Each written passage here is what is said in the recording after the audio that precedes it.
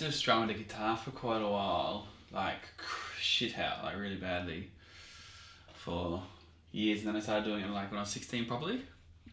I got lessons, started getting lessons then. Yeah, it's kind of the same as you, but you're a bit more better. Well, I started off with like a keytar. Did you actually? Like a little kiddie keytar, you know? Since you were born, kind of person. Well, yeah, like when I was about sort of 4 or 5, and then... But you started getting serious when you were like 16, yeah? Like, you enjoyed it. Yeah, I started enjoying it. Realising it was cool. Yeah. Well, that's when I met you, and we were jamming.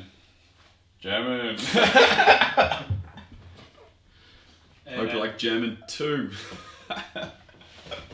With this latest one being your 4th record, obviously you've got 3 out before that and like various singles and stuff. But do you ever kind of listen back to the old stuff, or is it something you kind of stay away from? Our old records. Actually, like not really. No, I not like, really. No, yeah.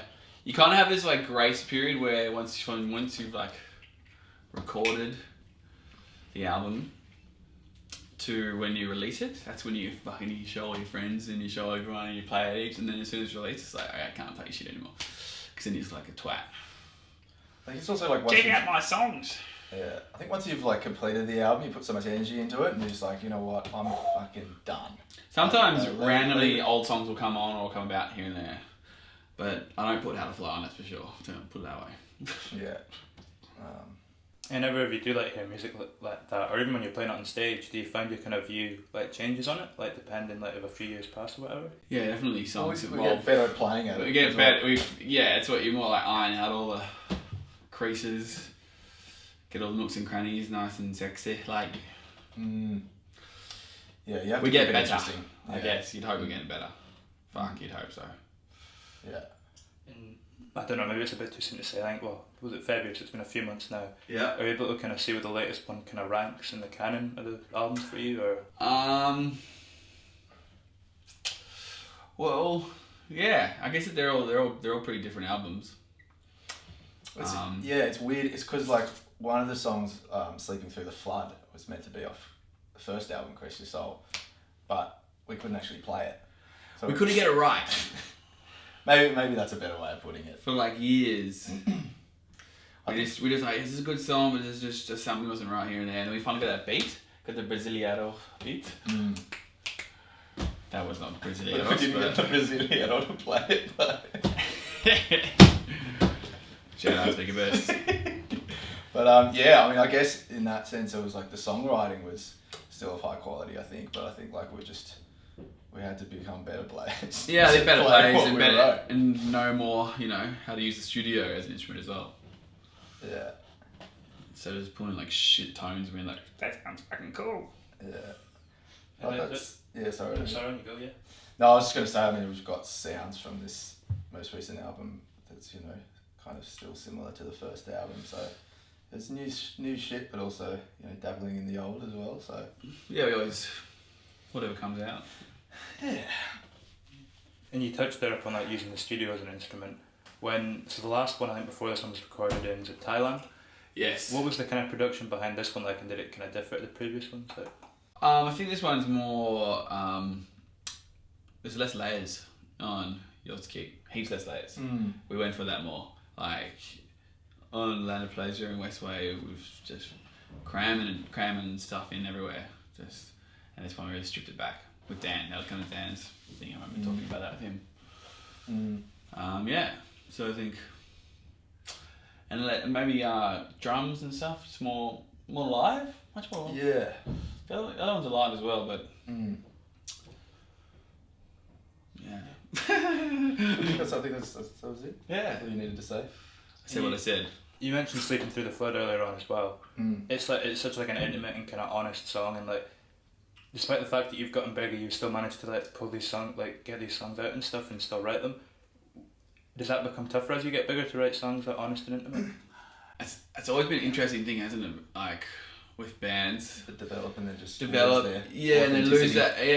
Like they lose like what they used to write about was the hardship or whatever, and then they lose that when they're sitting in a beautiful house with a lovely wife and whatever life. We're never going to have that, so our music's always going to be good. Well, I think there's also like other people that can develop as they go on, and as long as you're singing about the like stuff that's relatable to everyone. Life, love, and like, you know, all that shit. People are always going to find it more relatable. Yeah. I think Damon Albarn's a really good example of that. He's always developed, but never really lost touch of that like old. I don't know. Definitely. Well, I mean, we like a lot of the songs that we've got from this album, for instance, have been resurrected from early on demos to not just the sounds but the lyrics too. So, and they mean just as much now as they did then. It's just some of the boys in the band struggling with mental health since day one. So it's kind of like a continued process that it's one example of some of the things we write about. So yeah, I don't know. Do you have anything to add there? That's good. I think you said what you wanted to say. That's what I wanted to say. And you kind of touched upon it there a little bit. Like the last year, like kind of prior to the album, there was a bit of a tough time. Did that what sense did that impact the album, and kind of what effect did it have upon it? Gave us a lot of content to write about. Just in terms of like just some of the boys struggling with fucking too much rock and roll. I think we all did. And I think so we just needed to take that breather. And it was also kind of like once we did have the breather, we realised we got our head straight again. Yeah, or like we kind figured of out where we going for a bit, and then we were like, actually, let's just get back into this. Yeah. We miss it, and that's when it all sort of started flowing out again. So it was quite easy to get back into it, I think, for us. Was there ever a worry during the hiatus though that the band might be over and they might not come back, or you always knew it was going to come back at some point? We just wanted to make sure it was more like just making sure everyone was happy and healthy. We didn't want to see fucking people dropping dead or anything, you know what I mean? So it was more just about to take the time to get everyone as fucking operable as a human as possible. Yeah, definitely. Just, as my mother would put it, being a human. Being a person. Just be a fucking person. Get your shit together. Alright. Did she say that to you particularly, or to like about the rest of the band? No, she said to like just to people. Such things. Just try and be a person. It's my mum. And then that first show back, how was that when you came back and you played? I think it was at a festival, was it? We were recording the album at the time. We were recording Yours Kate at the time, and it all kind of happened. It was like a whirlwind. It all happened really fast. It was kind of like a warm-up gig, and then the real first shebang was Mexico City. What it was, yeah, wasn't it? Yeah, and we did that world tour. Like did like a couple of hours. It fucking felt good. That was a real smack in the face as well, because you see all these fans from Mexico, and then suddenly you're there. My shoes are filthy. And you've just got this big sold-out show with all these people that have waited years to see you, and so yeah, that like in combination with coming back, that was pretty special. I just realised why we do this shit. Yeah, it was so much crap always goes on with all bands, but then when you get on stage, you start playing again. Like that's right, fucking sounds good, boys. Keep it up. And when you look back to the albums that preceded this one, are you able to kind of see the elements that you've carried on from the previous ones and directly influence the next one? Or? Yeah, for sure. Definitely a lot of songs. Yeah, keep some stuff evolves more, get better at making shit. Sometimes, like you said before, there's some songs that didn't make it in other albums, or just parts, and then they come to full realization within like a year or two, and like, there we go. So definitely, the song, it's like they're all connected. Our producer Dan Hume always said to us, never recreate the same song again, kind of thing. So we always sort of use that as a bit of a mantra too when we're writing. Like we don't, especially for albums as well, like songs and albums. Yeah, try not to have like have a song that fits every little niche. Yeah, there's times where we've written things and we'll be like, feels like we've already written that before, so we keep kind of go back to the drawing board kind of thing. So yeah, I think I said everything I needed to say. Saturday? Yeah. And when you look at your set list now, like it's quite an impressive and strong set list. But are there any songs that you've kind of dropped over the past few years that you wish you were still playing? Like? Yeah, you put them in rotation, don't you? And then some songs go, and fuck, don't go to the whole album. And there's heaps of songs in the new album we want to start playing. we haven't really had time to get rehearsing on them, but and then you got all the old stuff, and you want everyone else because everyone wants to hear everything. You get people that come in late from the band. You know, you got your like real tragic early fans, and then you've got ones that come late that want to hear all the first album again too. So it's sort of like you got to play it all. You kind of have to find a way to play it all. But we're sort of sometimes on the songs you remember, like, hey, remember that fucking song? That's a good one. And then kind of bring it back for a bit, and then maybe remember why I stopped playing it. Yeah. Yeah. So I've just got a couple kind of more general ones I've thrown it off. The first was one album that you kind of hold above any other, and it's kind of the album that you always come back to. But if you've got one like that, or... I think Land of Pleasure was pretty fun. Wait, no, you're talking about other people now? Sorry, yeah, I meant other people. Oh, yeah, right, sorry. Fucking self-indulgent prick. We're done talking about us, mate. What's a banger album? Fuck, there's so many, isn't there? I think Anderson .Paak Malibu is up there for me. Really? Recent albums that are just... Recent, you're going recent. I mean, that's still not really recent. You're not going like Sting and the Police, some shit. Oh, right, okay. I don't know. I don't know, maybe we can combine. Where are we going anyway? I'll start, yeah, we can go anywhere. I mean, stands the test of time, that album. Oh, fuck, I don't know. Any of the Zeppelin albums are pretty good. If I'm going to be honest, Zeppelin. Yeah. And the final question, the final question to round it off, you touched on it briefly earlier, like the rock and roll kind of lifestyle that you used to live. What was the most rock and roll moment out of everything? Oh fuck, that still changes every day. There was probably the what's a good one? The bus. We had a lot of bus drivers in a time, and I don't know if it's particularly rock and roll. This is just a fucking good story. Actually, involves Jimmy here. It's going to be edited, or is it going to be just like a continuous thing? Jimmy, come here. Come here. We were in New York, and we're in Brooklyn. We played a show at the Brooklyn. Hi, it's Jimmy. Hi. Yay! Welcome to the show, Jimmy. Thanks. Welcome to the show. Thanks for having me, guys. Welcome to the show. Talk show. Thanks, Paps.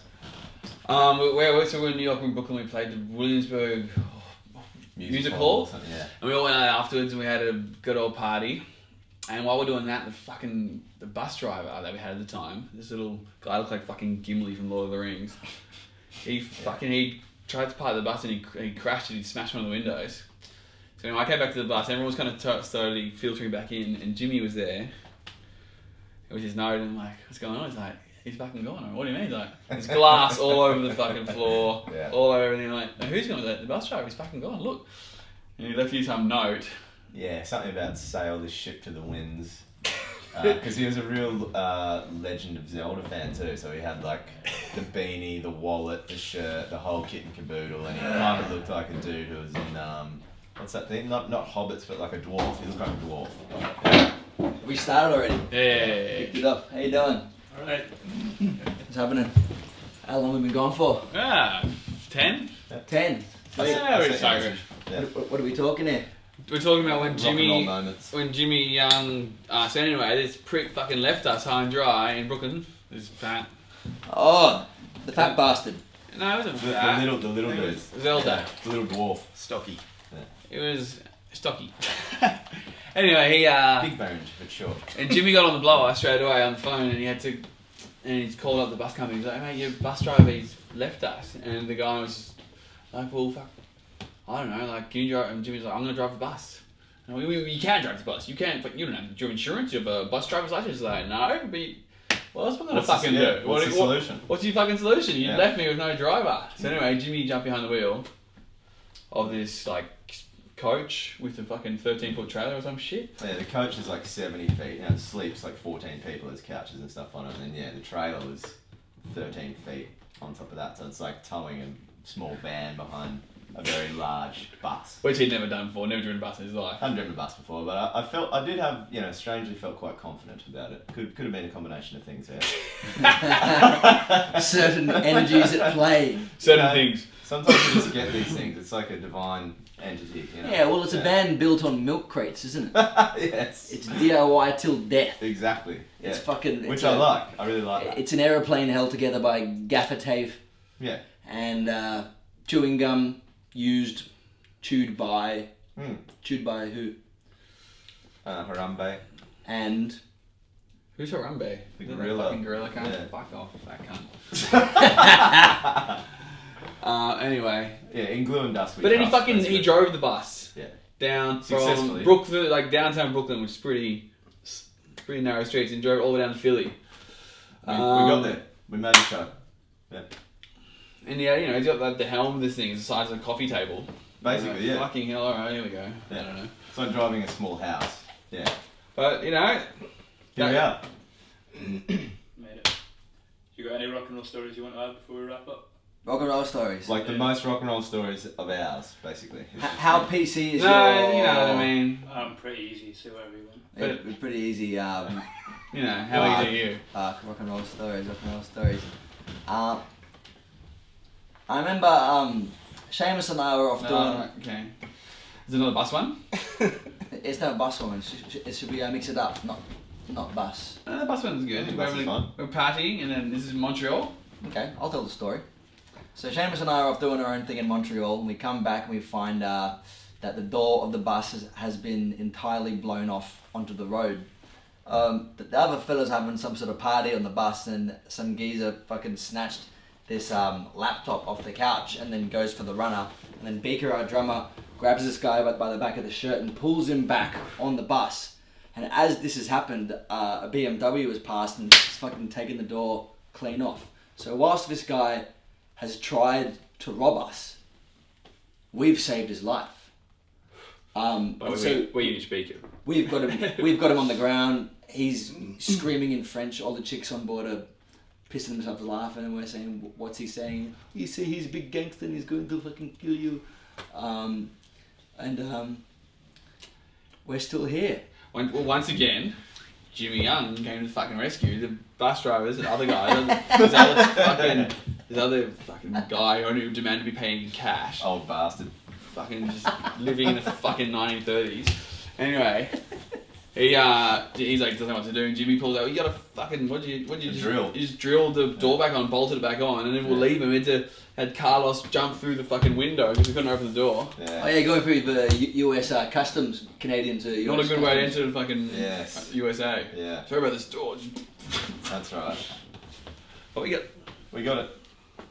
Yeah. That's why we still have him around. Other than that, doesn't do fucking anything. Yeah, other than that, you're totally useless. Yeah. Good moment. Alright. Yeah. Cheers for that. Oh. Arms are getting sore holding out, man. What's that? Arms are getting sore. Yeah, I was wondering about that. You did well. Hey man, that's a fucking good interview. Cheers, man. Yeah, it was good.